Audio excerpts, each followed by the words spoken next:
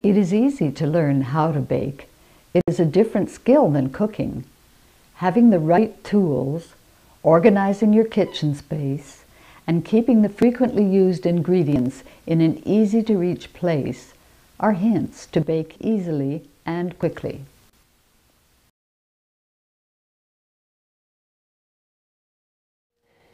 In order to have consistently good products every time we bake and cook, we need to use standardized measure. We need to use the tools that everybody else is using, and in that way we can share recipes and know that the result is going to be the same. These measures are called cups in one system, and they're called milliliters in another system. We, for years and years, have always used the American system, which uses cups.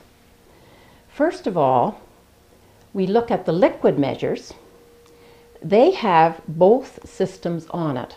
On one side, they have the American system, which is measured in 1, 2, 3, 4 cups. And on this side, we have the scale that gives us the metric measure in milliliters. The 2-cup measure, or the 500 milliliter measure, the 1-cup measure, or the 250 milliliter measure. When we measure dry things, we have to use different tools. The dry measures in the American system are this little grouping here. They come in 2 sizes, the large measures and the small measures. The large measures are 1 cup, a half a cup, 1/3 of a cup, and 1/4 of a cup. The small measures are 1 tablespoon, 1 teaspoon, 1/2 a teaspoon, 1/4 of a teaspoon. In the metric system, the measures for the dry ingredients are 250 ml, 125 ml, and 50 ml.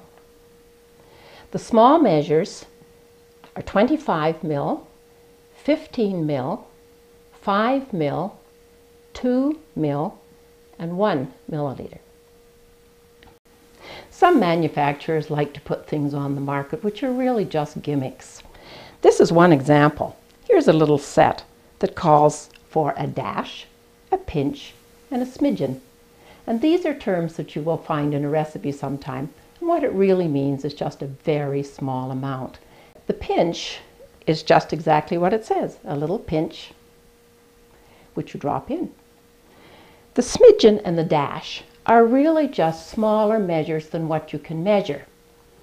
If we were using a 1/4 teaspoon, you can get 1/8 of a teaspoon by measuring a half of it off and then taking half of it out, and you can have 1/8 of a teaspoon. And that is the smallest that a recipe will ask you for in an actual measure. Anything smaller than 1/8 is just a guess.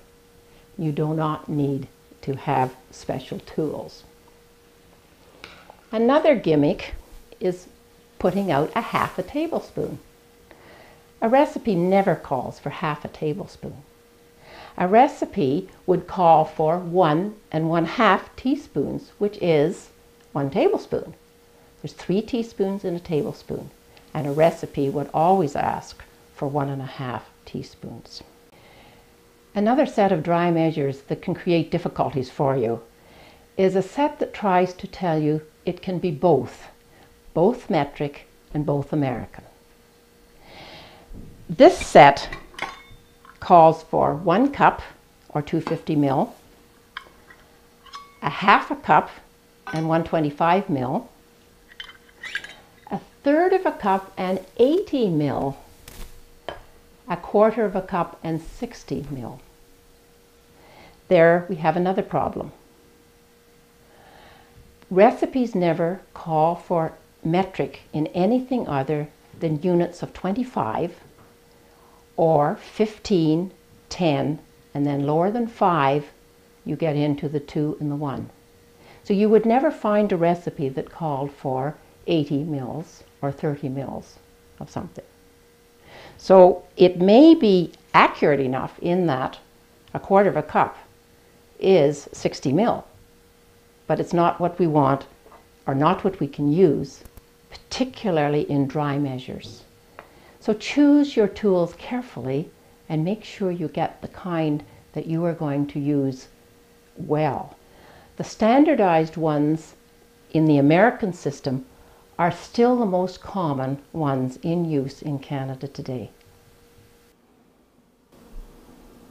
Now we're going to show you how to measure liquids.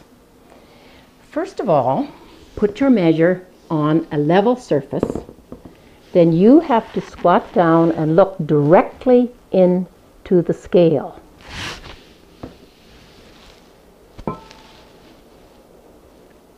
On this side, I have filled it to the measure, which says 4 cups and 1 quart. On this side, you can see on the milliliter side that we are not up to the 1,000 milliliters, or the same as 1 liter. To test the accuracy of your dry measures, use some white sugar. This is from the set that says this cup, that says this measure is a half a cup and 125 ml. Which is it?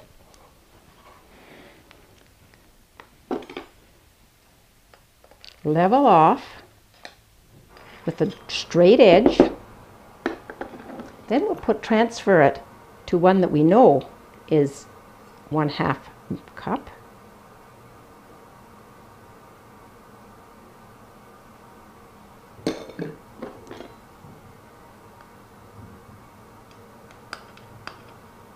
Now this amount of sugar is too much. And when you multiply that by every cup that you used, you would have a tremendous amount of extra that you shouldn't have. Most dry ingredients are just dipped and measured the way we did the white sugar. There are some exceptions though. One of them is flour and flour products, particularly bran, and the other is brown sugar. To measure flour, you must loosen the flour in order to get rid of the way it has packed and settled. Then spoon it lightly into your measure until it overflows. Take a level edge, and there you have an accurate 1/2 cup of flour. Be careful when you are measuring that you don't shake your cup like this or give it a knock. You can see what's happening to the flour. Now we don't have an accurate volume of flour.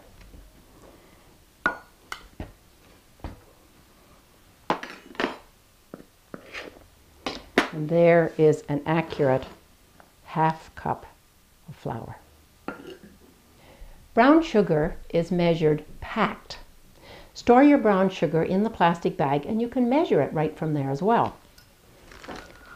Dip the measure in, pack it from the outside, and level it off. It's like a little sandcastle. To use small measures, sometimes the leveling is right on the package and sometimes it isn't. You just dip and level off.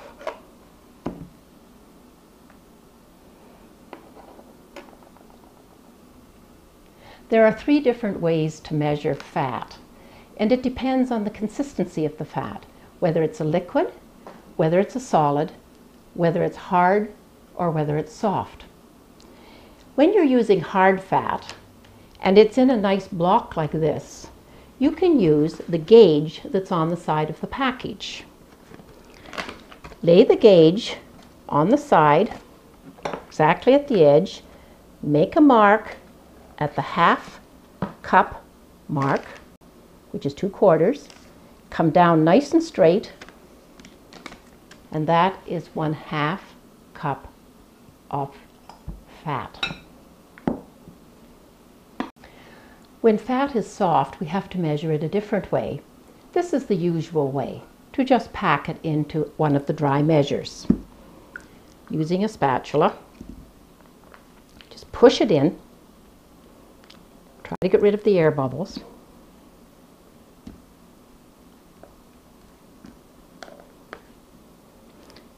And then level it off.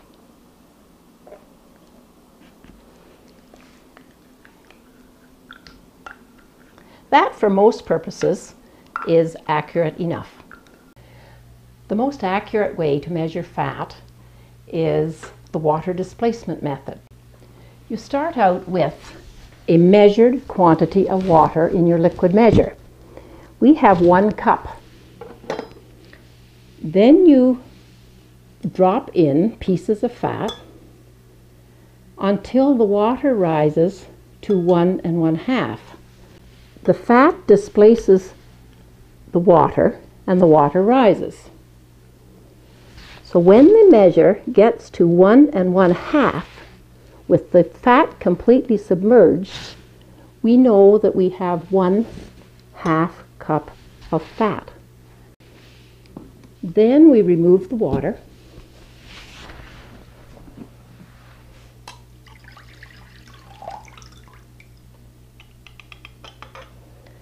And there's 1/2 cup of fat left in our measure.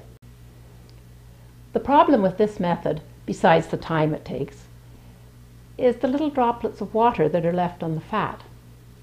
These can cause trouble when you are making pastry or making the tea biscuits, where the fat is hard and you don't want to introduce the moisture until later. That is why, for those methods, we use hard fat and use the scale on the side of the box in preference to this method. Everyone needs recipes to help them cook. We have included a recipe book along with these videos, but you might like to look for recipes in other sources. First of all, you should look for a good basic cookbook that will tell you how to do everything.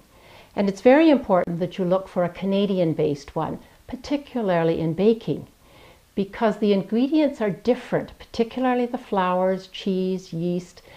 In Canada, they're different than what they are in the States. So if you're making a recipe in baking and you're using an American recipe, it may not turn out the way it is supposed to. One recipe book that is American that I really do recommend and is not very expensive is the one that's put out by the Mennonites. And it is called More with Less Cookbook, and it is based exactly on the theme that our videos are: how to cook nutritious, good meals without costing a lot of money. And that's what the more with less means. You're getting more nutrition for less money. It has wonderful ideas inside, which gives you a tremendous number of recipes to browse through, particularly in the cooking end. Other sources are magazines. Our 2 Canadian magazines, Chatelaine and Canadian Living, put out very good Canadian recipes.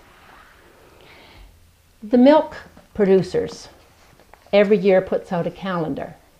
And you can also look for other producers of basic products, like the egg producers, the potato producers, the ones who grow legume beans. They will often have little pamphlets like this that you can pick up at the fair, and they will be very good recipes. This one comes from Robin Hood Flour, and we have things on whole wheat flour and oats and all kinds of products that are very good. The ones to watch for, though, are the ones that come and they are produced by the people who are selling you something. And when you look at the recipes, it looks very good, but you will find that they are really including in their recipe the products that they are selling. Look at them, but look at them critically and don't necessarily use them. Just get ideas from them and create your own. So start a recipe collection and keep recipes that you know works. And the very best place, of course, to get recipes is from other people.